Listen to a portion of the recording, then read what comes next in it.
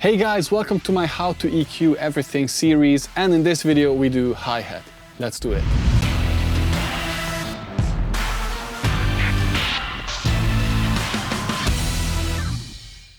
So if you have watched my previous videos, you will have noticed that all of the instruments that we record usually have the same kind of problems. So kicks, snares, regardless of what snare, what kick, they usually have the same kind of issues, but it's slightly different every time, and hi-hats are the same. Hi-hats have another unique problem, that they are extremely difficult to record, especially they are very difficult to record without any bleed.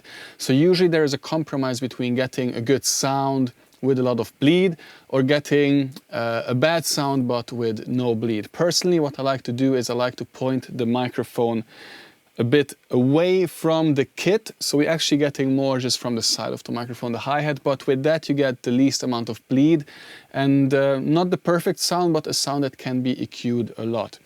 When it comes to hi-hat, personally I think that most of it usually comes from the overheads. However, I like to use a little bit of the spot mic for support if needed in those verses or when it's a bit too quiet. So let's have a look at hat number 1.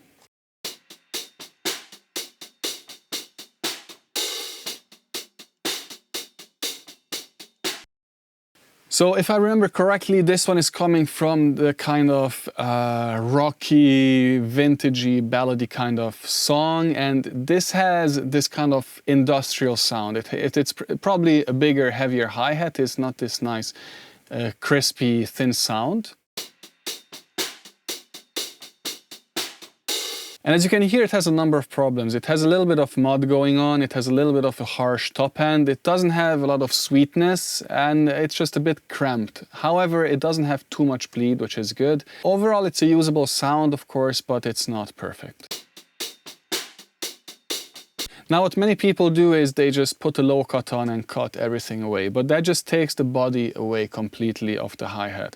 Don't get me wrong, sometimes that is the kind of sound you want in like a certain pop or rock genres where you just want a high kind of sound, but here I definitely want to keep more of the body of this instrument.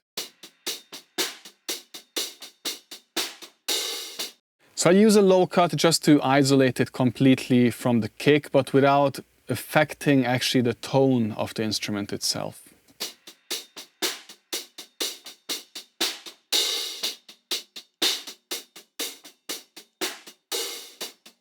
As you can see, if you watch my previous videos as well, usually what happens is that the frequencies that are poking out are usually the ones that are too much. Now, this of course is a natural conclusion, but so I want to make this sound more even, and this little peak here was in the way of it.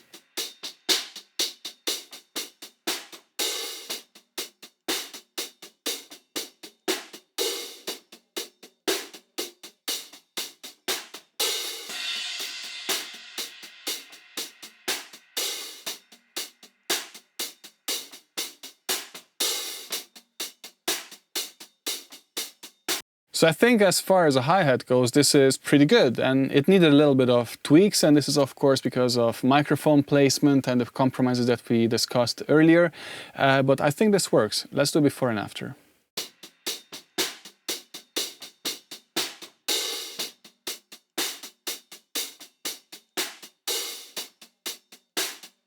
So it's a slightly more open, a slightly crisper sound without the woofiness in the low mids and without this harsher peak that we had here in the upper mid range. Let's have a look at the next one.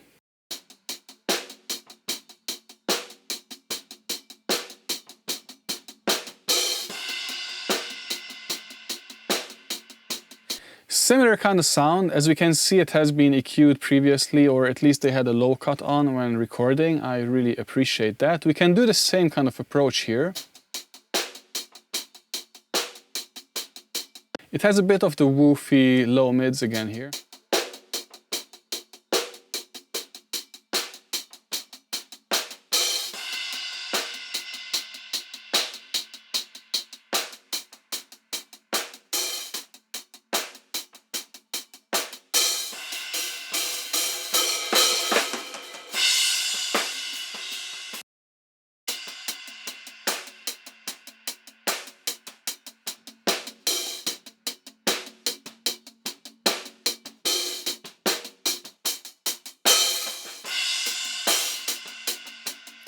So again, we managed to isolate it quite well with just a few simple moves. We got rid of this tone that was here that I think actually came from resonances from the toms maybe, and we got rid of the harsh upper mid-range, and we got a bit of a crisper sound on top, and this is all you want really.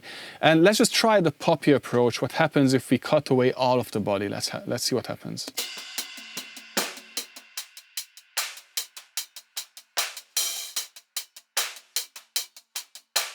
Now this is a sound that you probably hear a lot. Personally, I don't do it because why? We want to retain the full size of the instrument. It sounds like we scaled it down and cut it in half, but we want to keep the whole thing.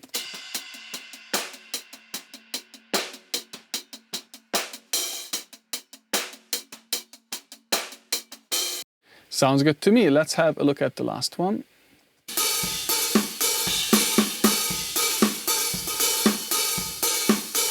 Okay, so this is exactly what I told you in the very beginning. In terms of sound, I think this is the best sounding hi-hat, but in terms of bleed, this is also the worst. So they made the reverse compromise here. They went for a good sounding hi-hat, but with a lot of bleed. So this is a hi-hat that I'll have to manage really carefully in terms of phase and polarity with the overheads and the snare. So I'll probably have to, in the mix, zoom in a lot and move the region around and rotate the polarity so it doesn't have any of the problems associated with phasing. So let's have a look how we can fix this with EQ.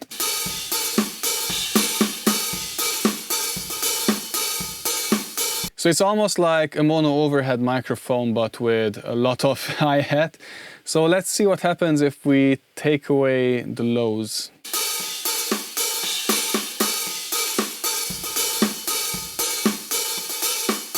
Okay, so we managed to isolate it quite a bit. We managed to get rid of most of the kick drum just with the low cut and some of the snare, so this is a good start.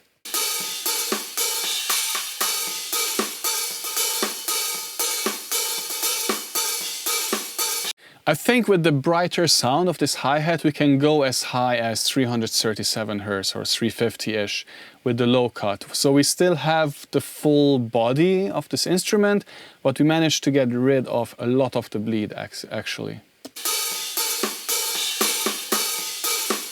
Now we have a crisp top end, but it has a hint of harshness in it.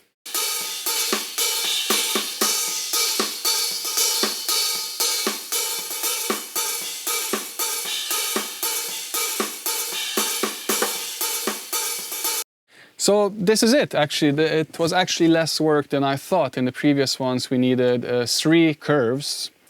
We needed the lower mid-range, or 4 in this one, in the previous one. And here we just managed with one little nudge in the upper mids and the cut in the low. So this is pretty good. And I think the difference is of course huge. Have a listen.